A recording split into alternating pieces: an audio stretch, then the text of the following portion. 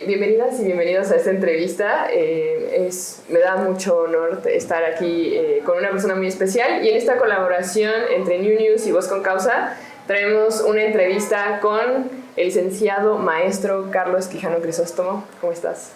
Muy bien, muy buenas tardes, gracias por la invitación. Y a ver, ¿qué tanto me sopea? Bueno, para entrar en contexto, ¿qué haces? ¿A qué te dedicas?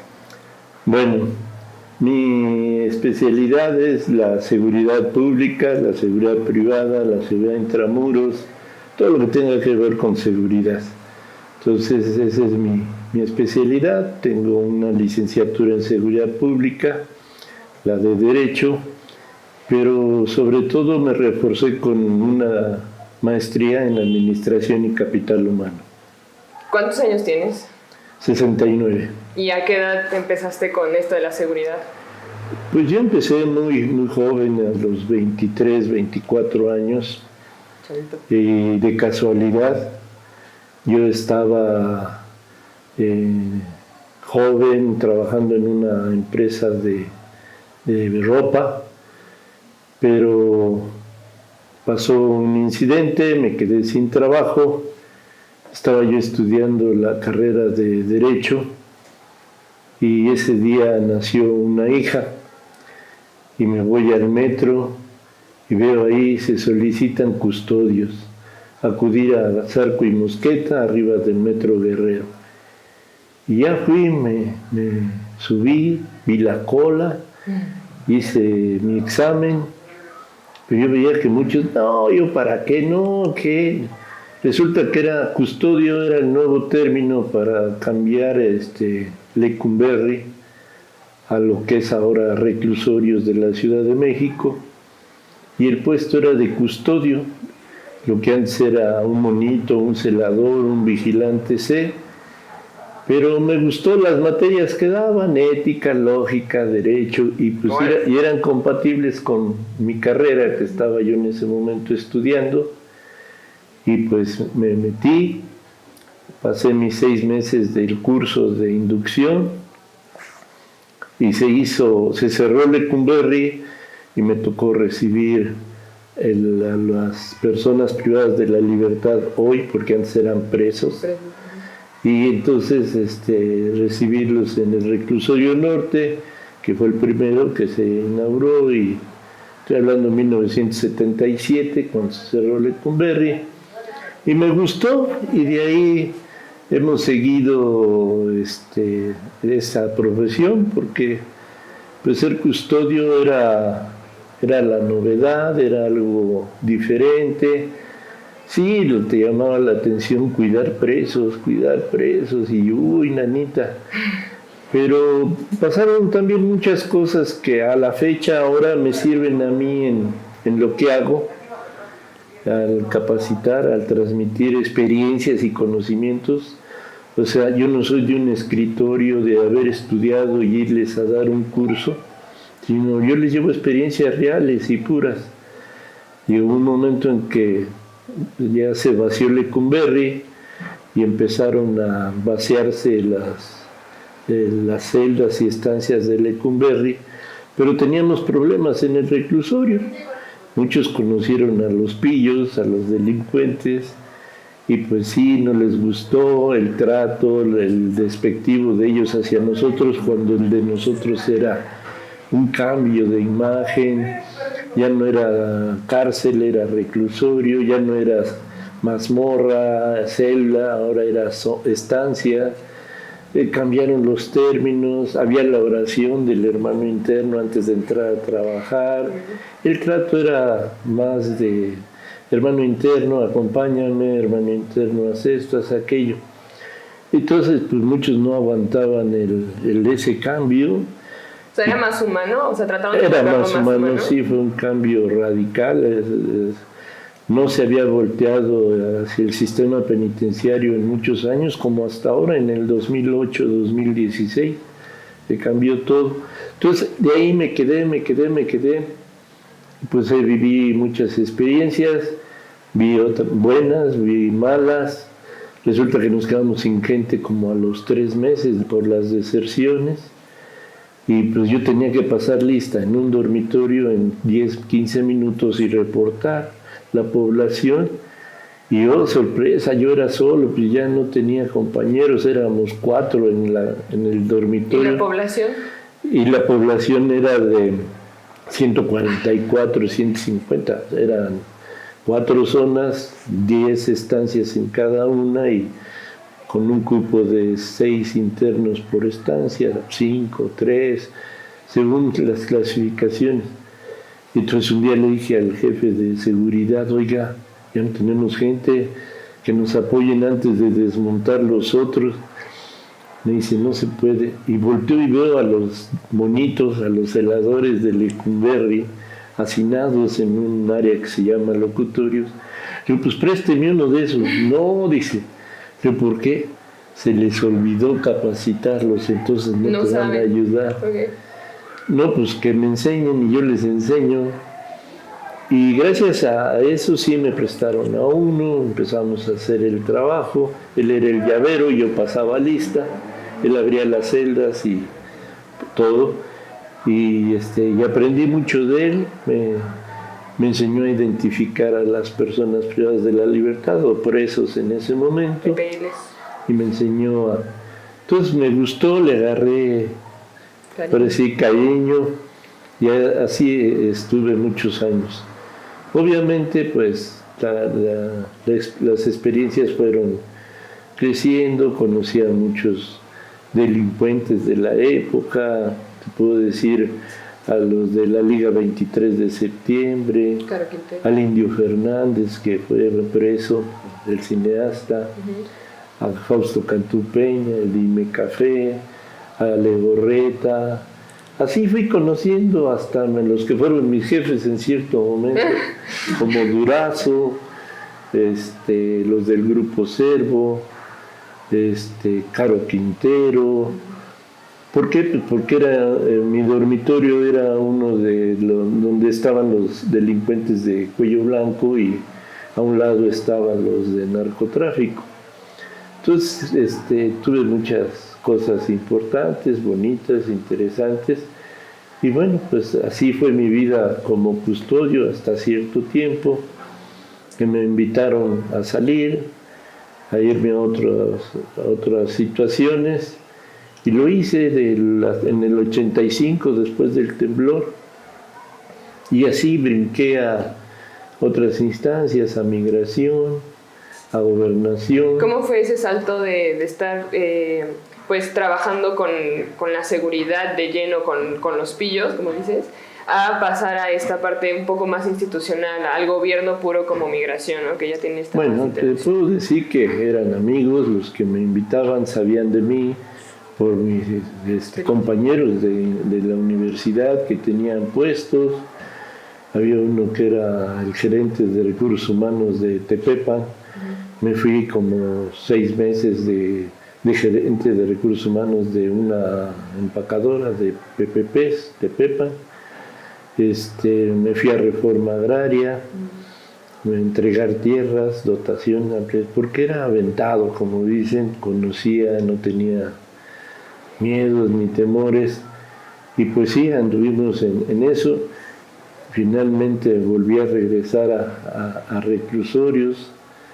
En otro momento me invitaron, pero ya en otras instancias, como jefe de proveedor en la industria penitenciaria. O sea, todos los talleres que había en los 5 reclusorios, yo era el jefe de compras y adquisiciones para panadería, para carpintería, para pailería, para imprenta, mosaico y granito, fundición de fierro, fundición de aluminio, tortillería, lavanderías. En el área que casi no me metía era la cocina, porque ese no tenía otro manejo, pero me tocó manejar grandes proyectos como Pan para el Pueblo. Se hacía el pan en Santa Marta, Catitla, se metieron 15 hornos de 15 charolas, producían pan día y noche. Entonces surtía lo que eran las tiendas del departamento, la Cruz Verde, que ya no existe, el Hospital de Balbuena era parte del Hospital de la Villa, otro por allá por Santa Elena, para allá para el Estadio Azteca. Entonces había cosas que manejé, y la confianza que me dio el director de reclusorios en esa área. Entonces era comprar toda la materia prima para todos los talleres, soldadura, papel, harina, azúcar, huevos, jabón, detergentes, arcos, ceguetas, madera. Y pues obviamente en aquel tiempo estaban las licitaciones en su apogeo, tenías que cotizar, tú no manejabas dinero, ya nada más dabas tu pedido, y ya todo lo demás lo hacían los proveedores en administración. Entonces, igual volví a salir, me fui invitado a trabajar en Gobernación, luego en Migración, en el Instituto Nacional de Migración. ¿Qué hacías? Bueno, ahí fui jefe de inspección migratoria a nivel nacional e internacional. Manejaba yo lo que eran todos los agentes de migración, pero sobre todo un grupo especial que era el que recibía denuncias de extranjeros incómodos, y había que irlos a buscar y sus documentos, si no los tenían, expulsarlos. Pero no nada más era expulsarlos, había que llevarlos a su país de origen. Te puedo hablar de guerrilleros, de Sendero Luminoso, etarras, soldados desertores de Israel, de Irán, chinos mafiosos que estuvieron en México. Inclusive aquí en Tlaxcala hubo 25 que fueron detenidos en esa misma época, estoy hablando del 90. Y así fuimos haciendo expulsiones. Un padre de aquí, que nunca se me olvida, de Puebla, que estaba capacitando para las guerrillas a la población, y pues que eran denunciados por obispos y por la misma población. En Chihuahua, etarras estaban en Chihuahua con la gente de por allá, igual capacitándolos para guerrillas. Y entonces pues yo tenía que hacer la detención, la expulsión y llevarlos a su país con mi gente. Los chinos pues los teníamos que llevar a China directo, entonces chartear vuelos, tener trato con el Interpol, con el FBI, porque son los que pues costeaban todos los pasajes de traslado de estas personas. Y bueno, pues igual una etapa interesante, pero me empecé a meter con cerrar los table dance. Me tocó cerrar un table muy grande en la Ciudad de México, que estaba enfrente a Migración, el Men's Club, y más de 100 mujeres fueron encontradas en ese lugar sin papeles. ¿Cómo reaccionabas o cómo reaccionas o cómo le haces para enfrentarte a ese tipo de cosas? Porque yo sé que estos no son los únicos, han de haber sido casos también más fuertes. Pero... Sí, en Guadalajara, en otros estados, pero eran instrucciones, ¿no? Había labor de inteligencia, no nada más de migración, de CISEN, de la Policía de México. Entonces, pues se hacían las investigaciones, y como agente de migración hay cosas que se pueden hacer sin orden de cateos y muchas cosas, pero las tienes que hacer tú. No puedes mandar a alguien. No tienes que pedir apoyo si lo vas a requerir, pero debes actuar con mucha cautela. ¿Por qué? Porque sí se afectan intereses de los dueños de negocios, de quienes las trajeron o las regentean. Y de ahí volví a salir y me fui a la Policía del Estado de México, que me invitó, me vio otras aptitudes, y empecé a hacer evaluaciones de riesgos y diagnósticos de seguridad para las empresas de la iniciativa privada. Te puedo decir la Chrysler, gelatinas, de una empresa de gelatinas, para no hacer comerciales, el aeropuerto, una fábrica de bandas, una fábrica de champiñones,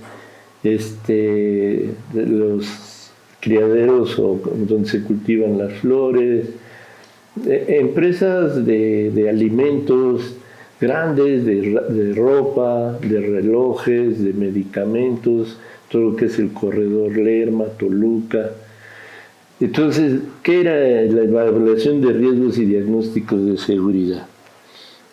En el Estado de México, en esa época, no se permitían las empresas de seguridad privada. Tenían que contratar el Cuerpo de Guardias de Seguridad Industrial, Bancaria, Comercial y Urbana del Valle de Toluca, y había otro cuerpo igual en el Valle de Cuautitlán.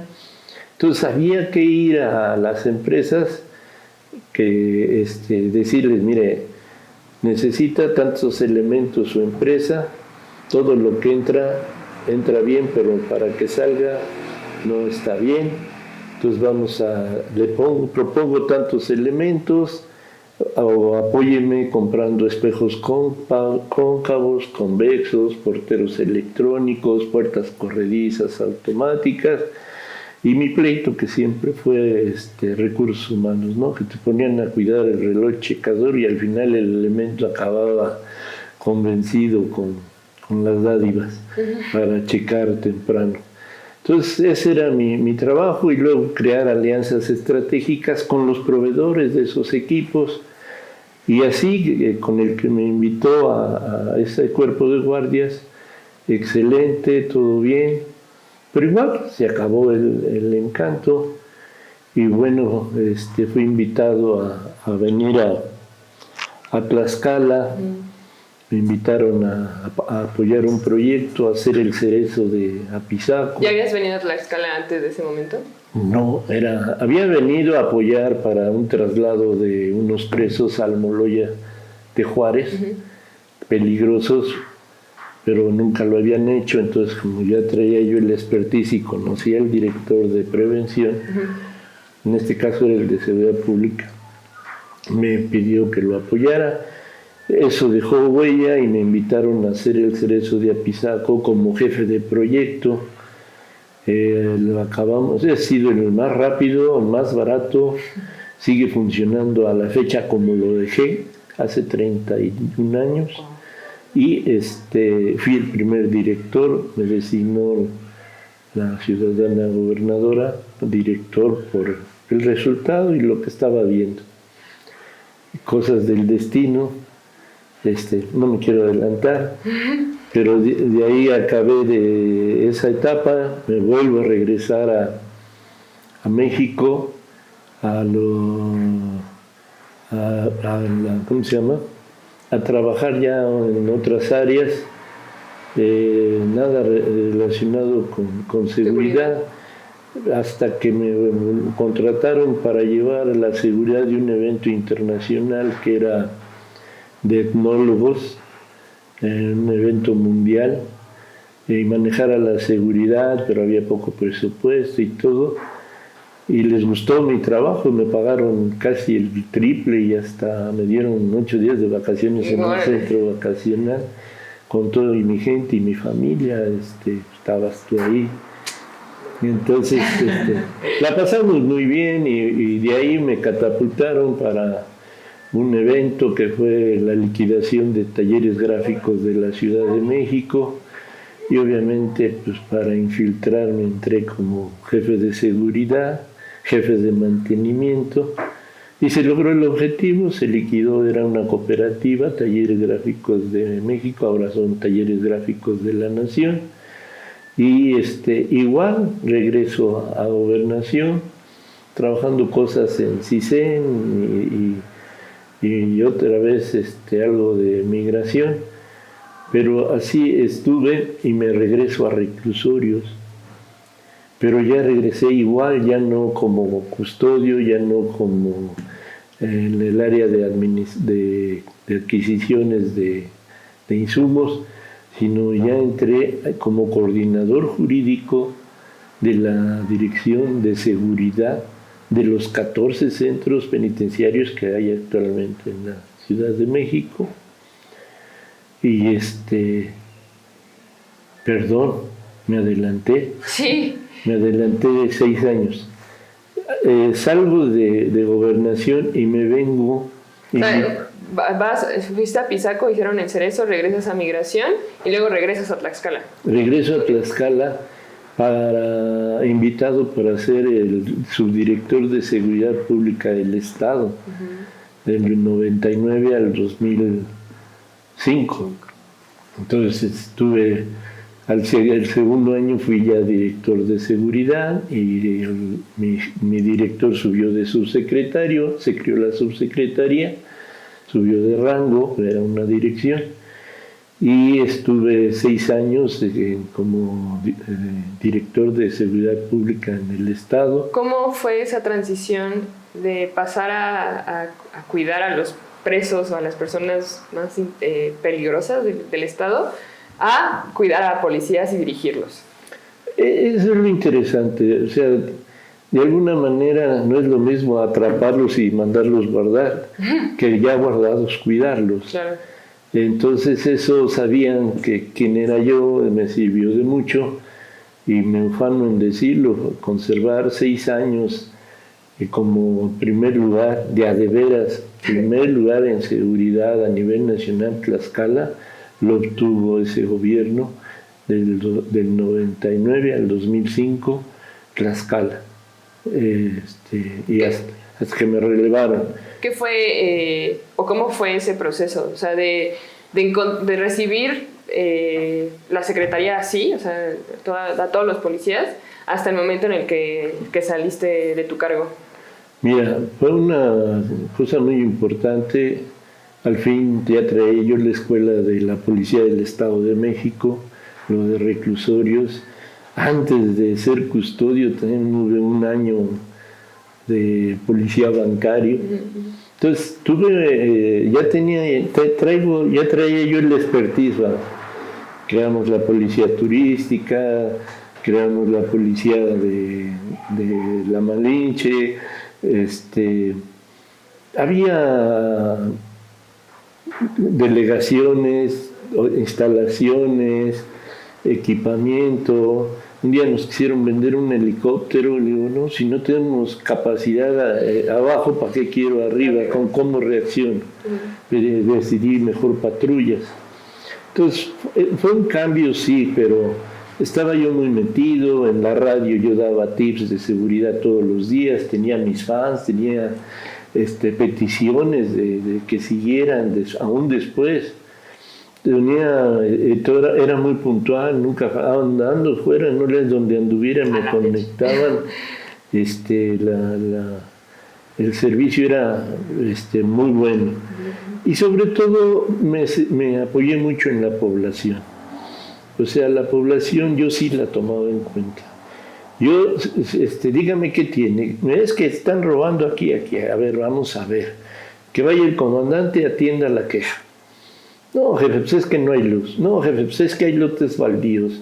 No, es que hay fugas de agua. ¿Y eso qué tienen que ver? Pues es que es donde las meten, donde les roban, por esto. Bueno, hazme un oficio para la Comisión de Aguas, uno para la de electricidad y uno para el dueño del terreno para que ponga malla ciclónica. Y entonces a los 15 días vete a ver a quien hizo la denuncia y dile qué hicimos y qué opina. No, pues que ya bajó la delincuencia, que ya no está pasando nada. Eso es lo que se debiera de hacer, pero decía un general, cada quien mata las chinches a su manera, y yo en ese momento era mi reacción, pero me involucraba. Entonces, pues había operativos, yo iba al frente, no mandaba. Sí, claro. Entonces, eso también te distingue, los elementos te respetan, y yo conocía uno por uno, o sea, que quiere un permiso fulano de tal para faltar 3 días, sí, que venga. Que venga. Ah, ¿por qué vas? Es que tengo un compromiso, un bautizo, un X. Ok, nada más fírmame aquí. Ay, jefe, fírmame que me estás pidiendo un permiso y te lo doy. ¿Te pasa algo? No estás trabajando. ¿Te pasa algo? Tu familia debe saber de que andas fuera. Pero era la manera de protegerme. Nunca les negué permisos a nadie. Y hasta la fecha. ¿Por qué? Porque saben que nomás uno o dos, y el que abusa, pues ya no. Entonces, y si no se los das, uy, se van hablando mal de ti, es un maldito, es un malo, no entiende, ¿no? Entonces, te evitas y no contaminas a los compañeros.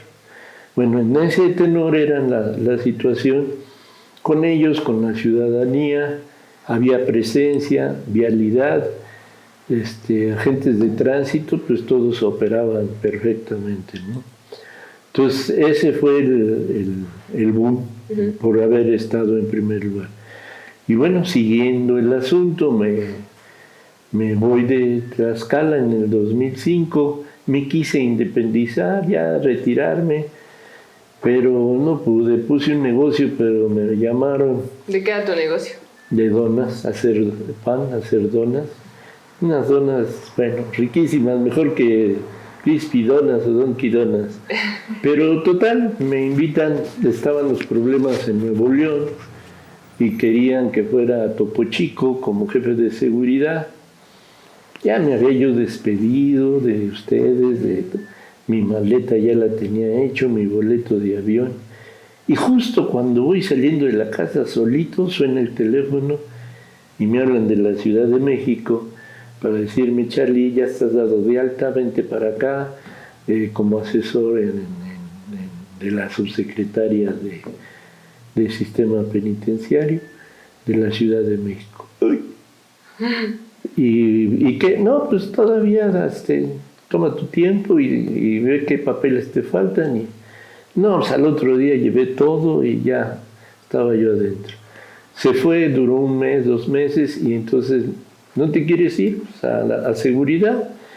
Y ya es como quedé como jefe de la coordinación jurídica de seguridad de los 14 centros penitenciarios de la Ciudad de México.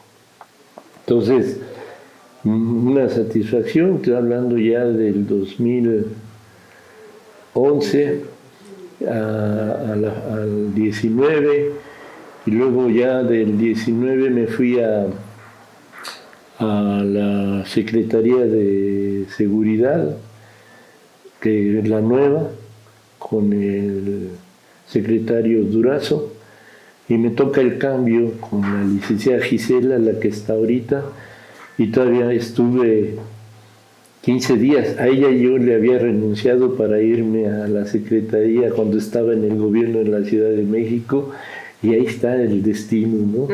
Le vuelvo a renunciar y me vengo a Tlaxcala, me quise aplacar, pues ya 60 y tantos años, ya tranquilo, y dije, bueno, pues me dan otra oportunidad para ir al Cerezo de Tlaxcala.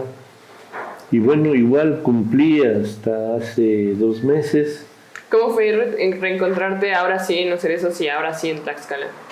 Primero que nada, pues reconocer que pues, estaban mal, instalaciones son muy viejas, desde 1970 a la fecha son casi 50 años. El de Tlaxcala, el de Apizaco, tiene 30. Menos años, 32 años. Pero encontrarlos, las instalaciones, el que las cosas maquilladas, enfrentarte a la realidad. Entonces yo soy de la gente que anda en la población, entro a los dormitorios, a las estancias, conozco a las personas privadas de la libertad, tienen sus derechos de audiencia, atenderlos, resolverles. Es que es una ciudad dentro de otra ciudad, con las mismas necesidades de afuera, quizá un poco más, porque no tienen quien los visite, no tienen quien los provea, o si tienen, pues tienen que ser tales días, a tales horas, no puede ser al gusto, pero pues que ya se le murió un pariente, que ya está enfermo, y bueno, pues también me tocó el cambio radical del sistema penitenciario. ¿Por qué? Porque ahora se volvió a tocar en el 2008, les dieron 8 años de gracia y entró el nuevo sistema en el 2016, y yo llegué en el 22 y hay cosas que dices, no puede ser, que los ejes rectores, que son los más importantes, que es salud, trabajo, capacitación para el trabajo, educación, deportes y la más importante, el respeto a los derechos humanos, estaba por los suelos. Y en un penal, para evitar que haya pues inconformidades, darles agua, darles buena alimentación, mantenerlos en la reinserción social, ya no readaptación, reinserción social, y mantenerlos no es fácil. ¿Por qué? Porque no hay presupuesto, porque no hay personal. Para la misma seguridad falta personal, hay que capacitarlos, y los mismos personal de seguridad, sea policía, sea custodio, nomás les dices va a haber un curso, y otra vez. Pero hay de cursos a cursos. Nunca he oído en una institución, policía o reclusorios, la palabra actualización, especialización. No la he oído, nunca.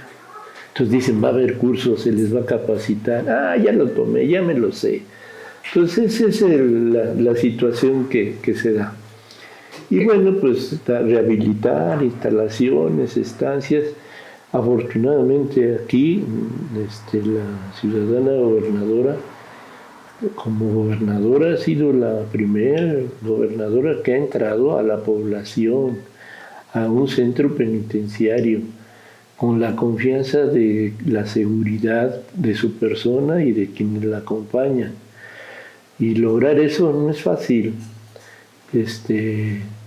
con la problemática que tenemos, y eso sirvió porque se permitió arreglar estancias, pintar, herrería, darles hasta equipos para trabajar, que son necesidades primordiales para la reinserción social. Entonces, todo esto así en materia de seguridad ha sido mi trayectoria.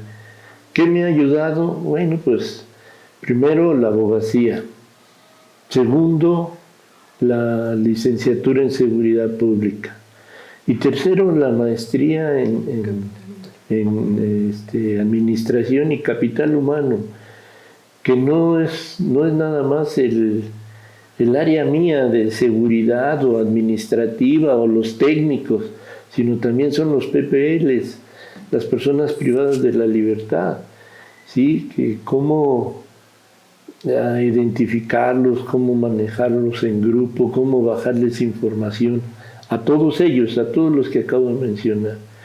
Entonces eso, pues es lo que yo digo, gente ¿qué es lo que se requiere? Gente con experiencia, con expertise, con ganas, porque pues, hay quien viene de dedo, que viene a nadar de a pechito con lo que ya está, y no hay cambios, al contrario, quieren cambiar las reglas o lo que hay porque no les agrada, pero a ellos es como cuando compras un regalo.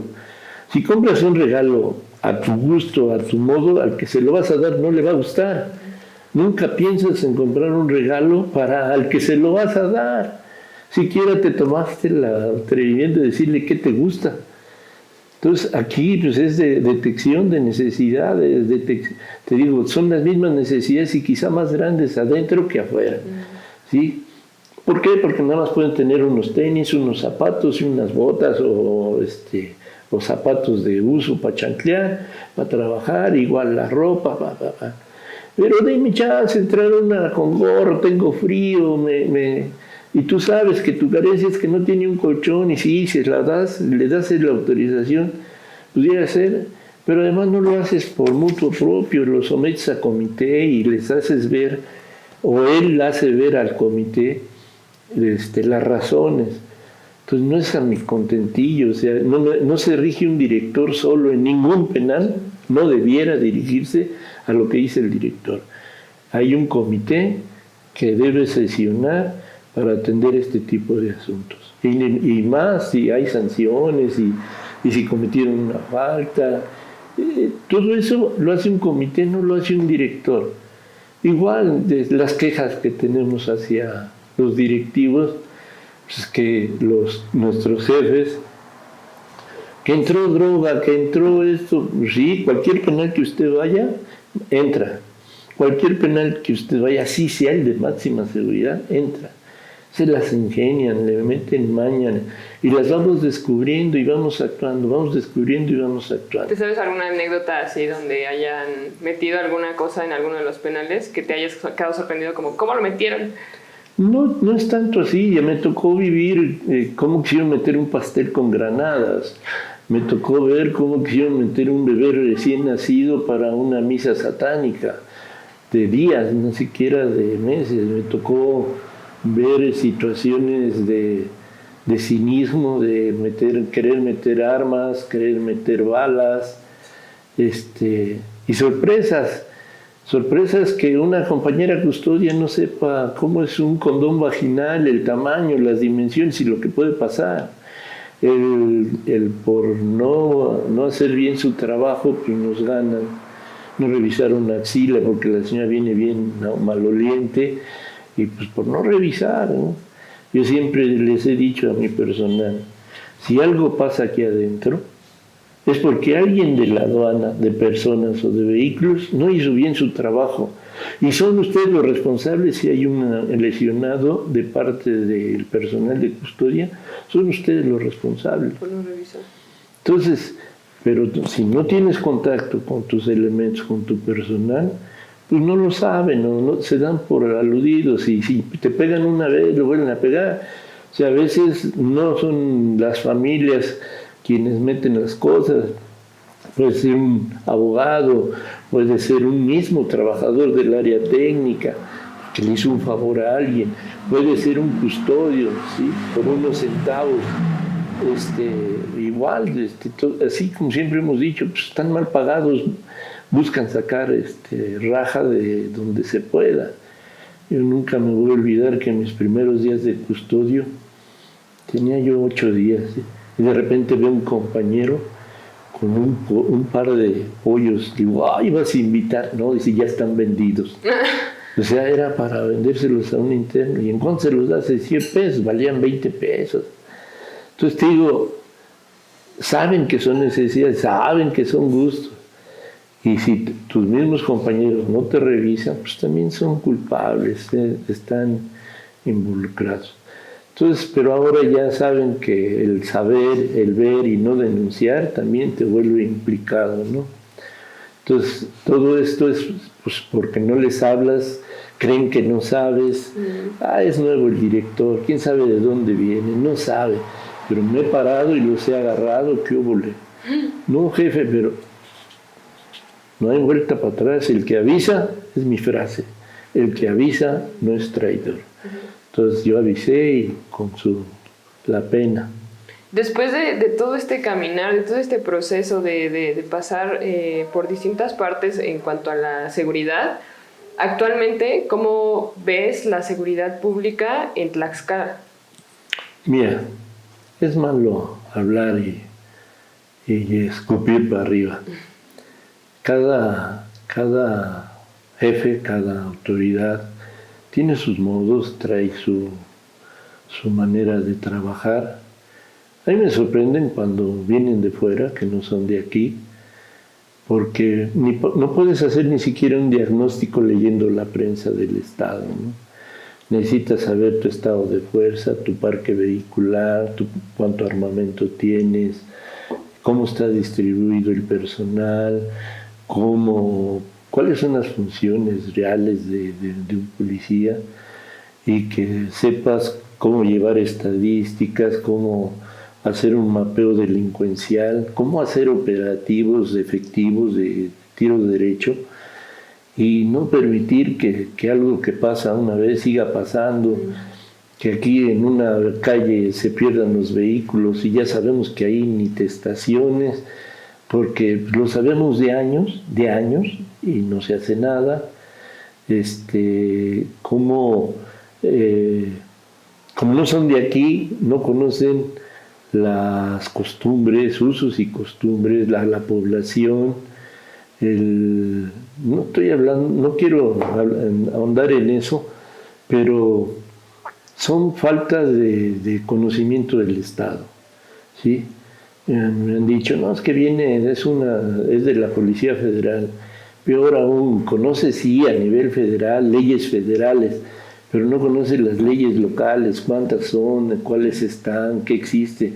No sabe que, por ejemplo, en San Pablo del Monte, en Nativitas, hay un Tiasca y que el Tiasca es el bueno en el municipio, o que las mujeres no tienen voz ni voto, así en su momento, pero si el pueblo no las acepta, no las acepta, ¿no? Y que son demandantes y no sabes tratarlos, aguas. Entonces, la seguridad pues está de mal en peor. No lo digo yo, lo dicen los medios, lo dice la prensa, pero igual hay que ver hacia adentro de las corporaciones, ¿no? ¿Quiénes están? ¿Qué instrucciones hay? ¿Cómo trabajan? Y aguas, no alertar a la delincuencia, ¿no? Es decir, tengo tantos elementos, vamos a ser operativos, ya no puedes alertarlos, se hizo, se está haciendo, pero el se va a hacer no se usa, ¿sí? ¿Por qué? Porque avienta señales. Sabemos la hora del pillo, la hora del delincuente, de 10 a 11, asalto en los cajeros en la mañana, y no se hace nada. ¿Sí me explico? O sea, entonces, o de 7 a 8, que es la hora en que se relevan los elementos de seguridad, todo el mundo lo sabe. Puedes cambiar eso, pero es la manera de hacerlo, la manera de llevarlo a cabo. Entonces, cada quien, como ya lo dije, a su modo, a su entender o a sabiendas de con quién cuenta y cómo cuenta su personal, ¿no? Y sus capacidades. ¿Por qué? Porque armas tienen, vehículos tienen, helicópteros tienen, todo. Hoy me acabo de enterar de un estado que se rompieron una regla de persecución y se continuó una flagrancia, o sea que no se le quita la observación al delincuente y los detuvieron, no fue uno, fueron 4, los detuvieron con un dron. Entonces, o sea, lo usaron, vieron el hecho, echaron a andar el dron y lo siguió, dio el punto y órale.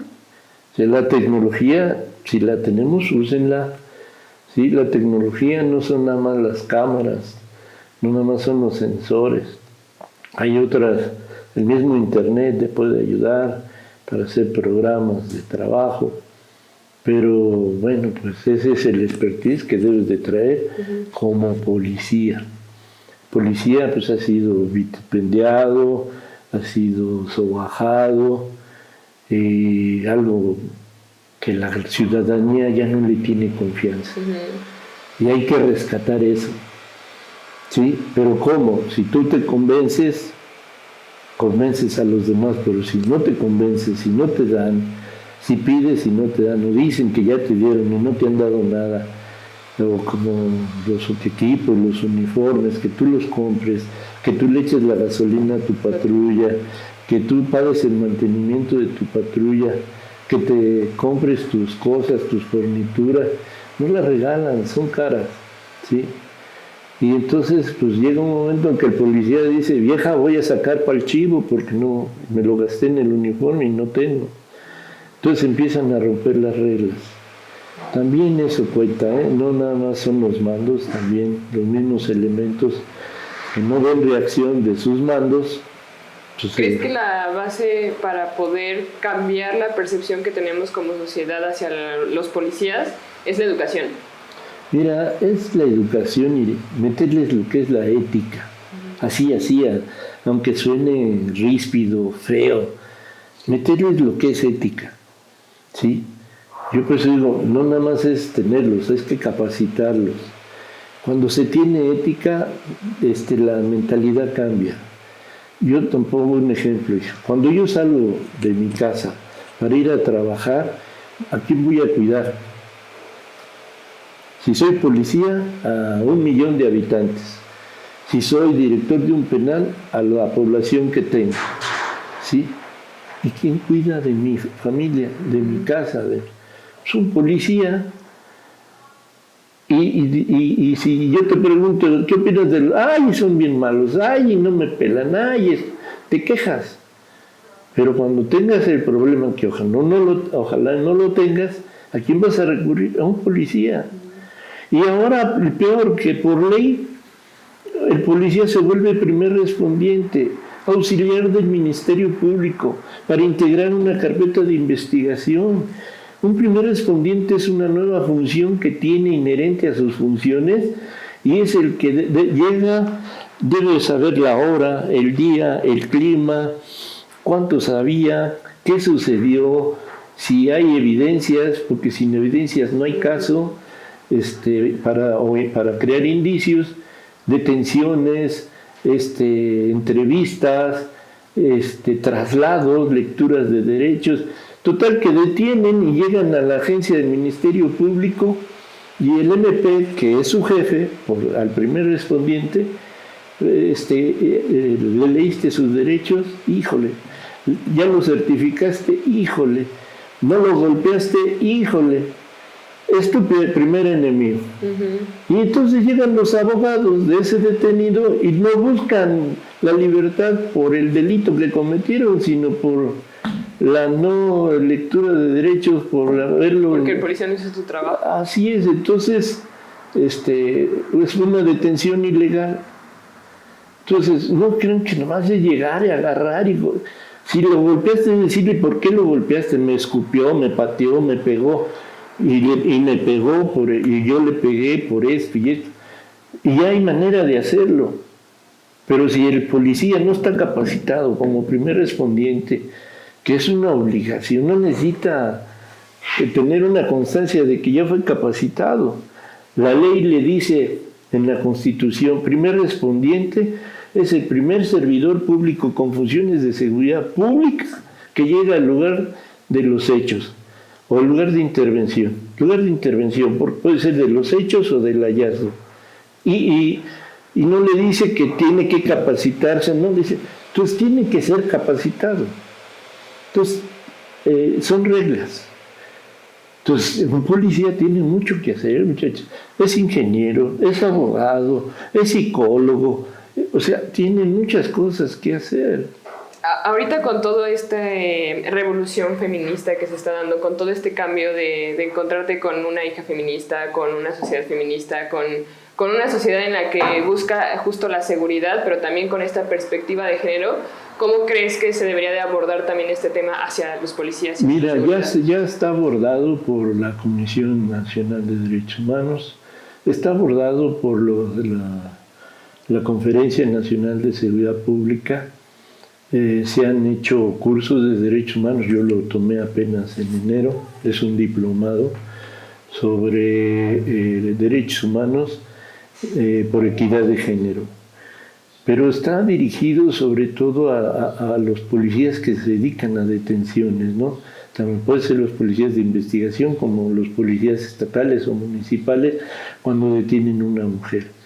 Hay cosas que abusaban los policías, tocamientos, violaciones, palabras lujuriosas, ¿sí?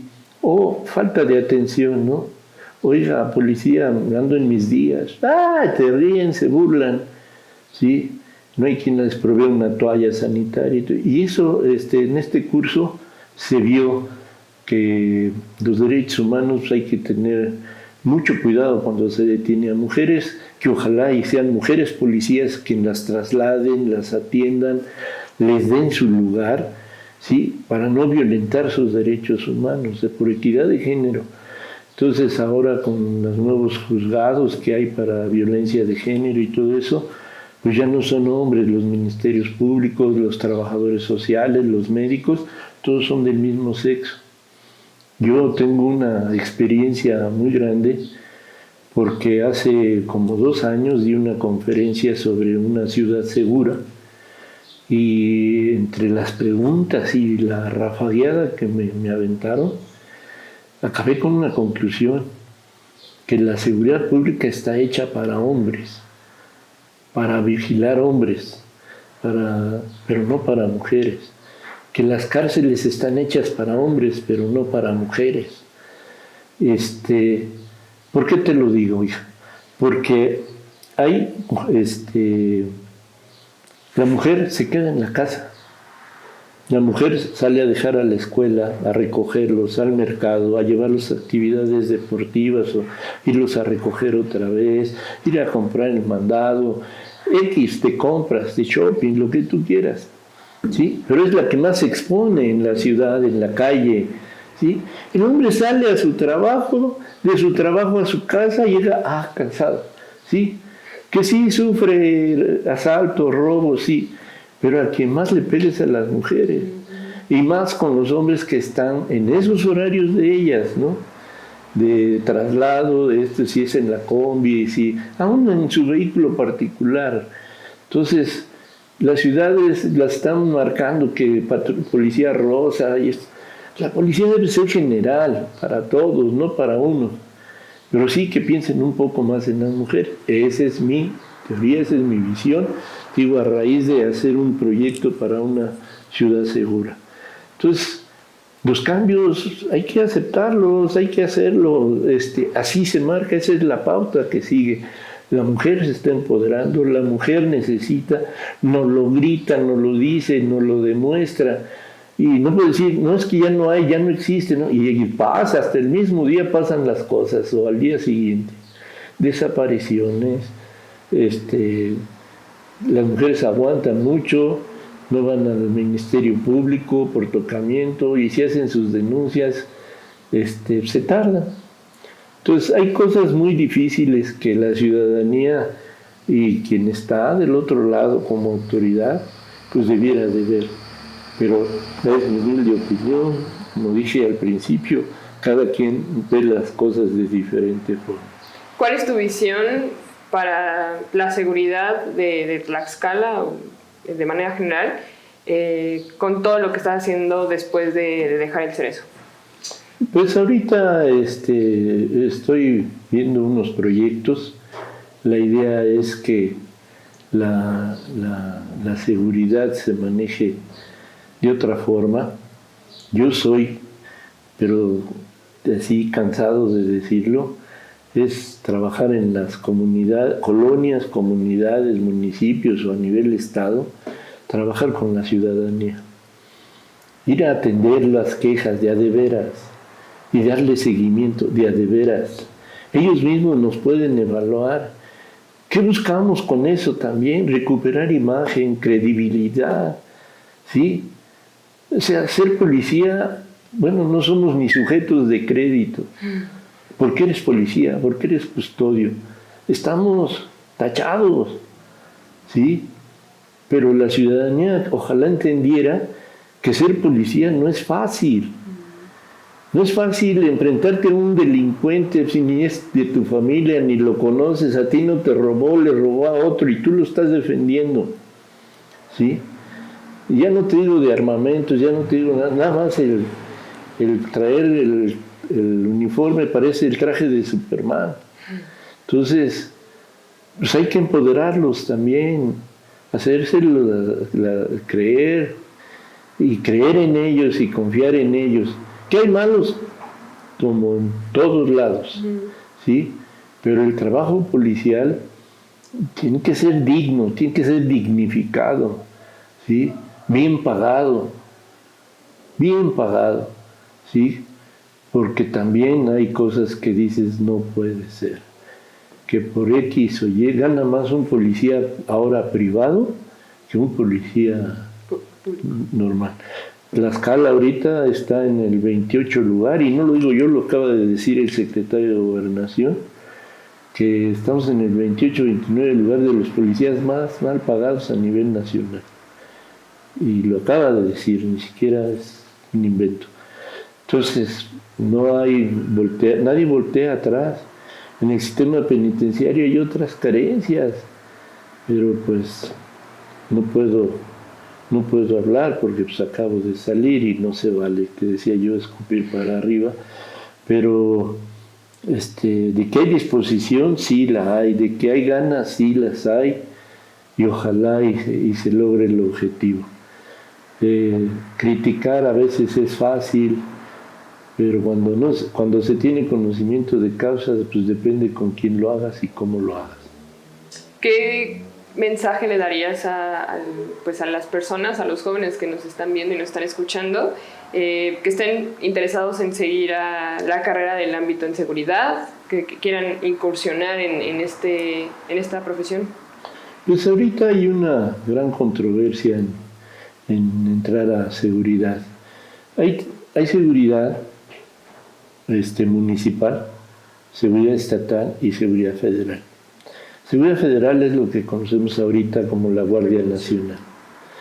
Ingresar es interesante porque pueden ingresar no nada más gente que tenga el bachillerato, sino si tienes una profesión hay cabida, psicólogos, médicos, dentistas, ingenieros en sistemas, hay mucho uso de tecnología, robótica.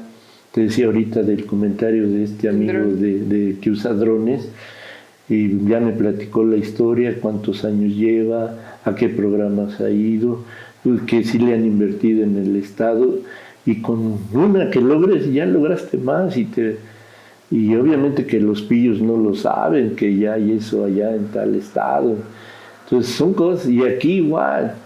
Mira, hace muchos años fui a Estados Unidos y quitaron los perros en los centros comerciales o los malls, como Aurrerás y como centros comerciales grandes de aquí, allá son 5 veces más grandes los malls. Y entré a una casetita de vigilancia, unas literas, un baño, un escritorio, una computadora y un joystick. Y le digo, "What happened? ¿Qué haces?" Estoy vigilando. ¿Cómo que? Sí, aquí no se roban adentro la mercancía. La sacan y saliendo la cambian de coche o se roban todo el carrito. Digo, no, hombre, sí, pero estamos implementando esto y estoy viendo la pantalla y estoy viendo todo el mall desde arriba. Y con el joystick hacían acercamientos a los que están sacando sus cosas y todo. Y en las salidas controlan las plumas de salida para los vehículos. Y, what happened? ¿Cómo? Con un dirigible con cámaras, tenían controlado. Y 3 elementos, porque ahí trabajan 8 horas.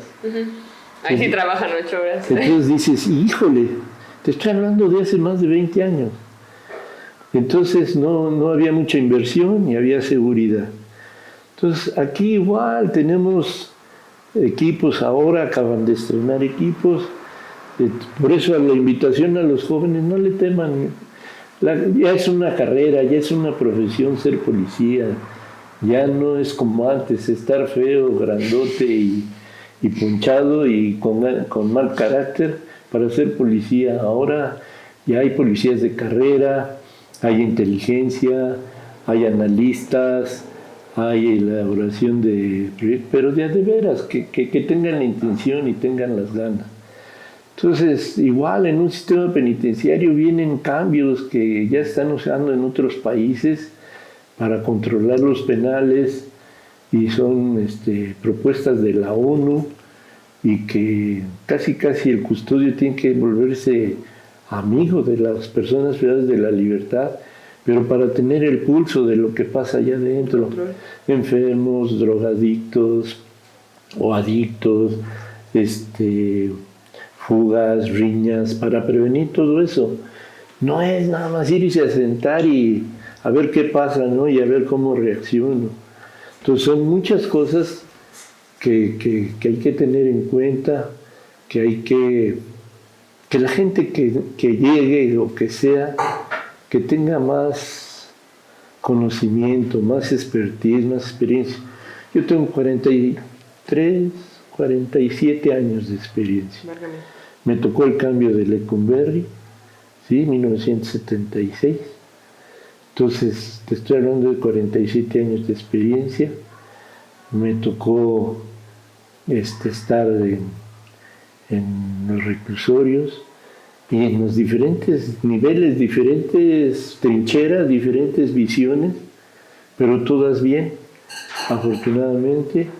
Y aquí, te digo, hace 30 años vine a hacer Apizaco y sigue funcionando como lo dejé. De este lado, no había yo estado en este cerezo, pero tengo 2 meses que salí, todo está tranquilo, no hay problema. Lo que se está haciendo, pues ya estaba de alguna manera programado, y sí, pues el que llega tiene que empujar y seguirla, ¿no? Pero trabajo bien hecho no acepta reclamación. Ya igual, la situación y la invitación es que vea proyectos para ver si capacitar gente con nuevas capacidades que se requieren ahora, competencias, que no lo digo yo, sino dice la Conferencia Nacional del Sistema Penitenciario. Todos los policías y todos los custodios deben de tener mínimo 6 capacidades: saber manejar un radio, saber hacer revisiones de personas y de lugares, primeros respondientes. No es lo mismo un primer respondiente policía que un personal de guardia y custodia, porque allá adentro no puedes usar tu celular, no sabes ni quién es el MP de la zona, muchas cosas, o qué es embalar o eso. Te estoy diciendo de competencias: manejo de armamento, tiro, condicionamiento físico. Mínimo deben de tener esas experiencias, esas competencias, y ser certificados.